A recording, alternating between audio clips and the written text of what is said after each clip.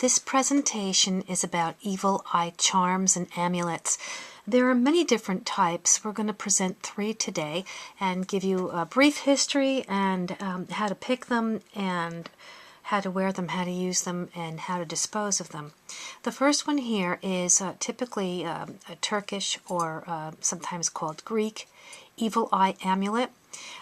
These 3 amulets here would protect against the evil eye.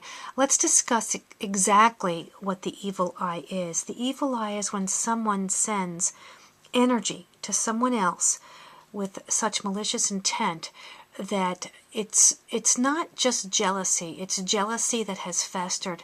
The distinction between jealousy and envy is that jealousy is wanting what someone else has. Envy seeks to destroy it.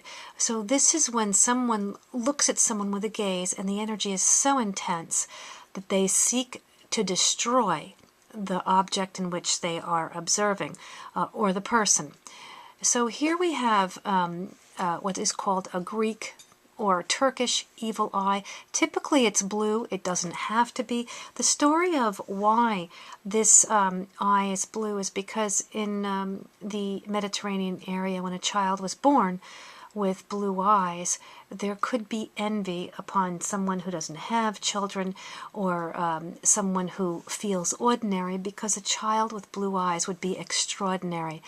So hence the blue eye, although it doesn't have to be blue. The intent of having the eye is to send the evil gaze back to the sorcerer or back to the person that's sending the envious energy.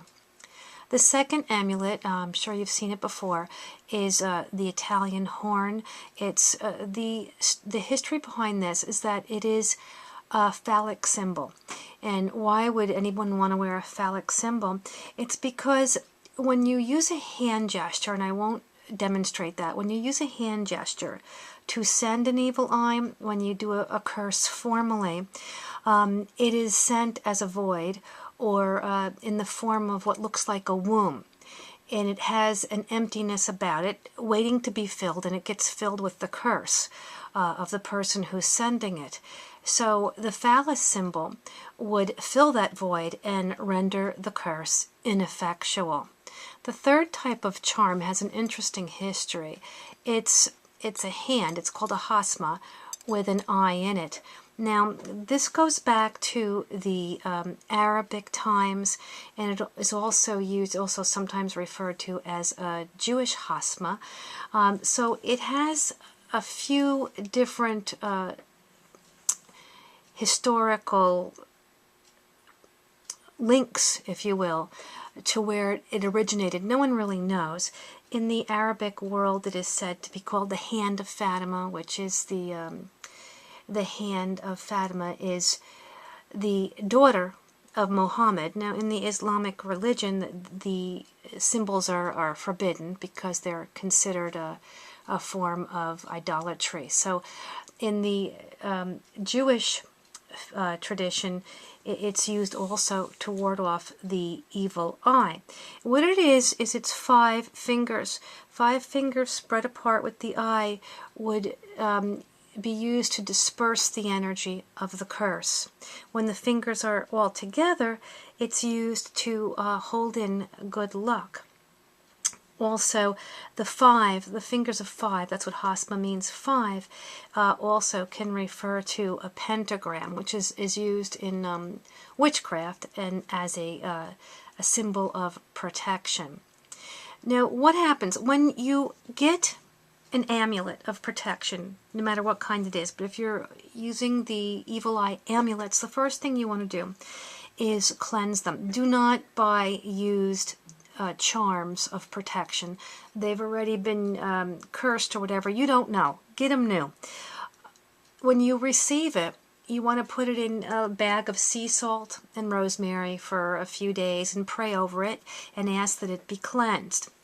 And then once it's cleansed, you could also smudge it. Once it's cleansed, you would wear it.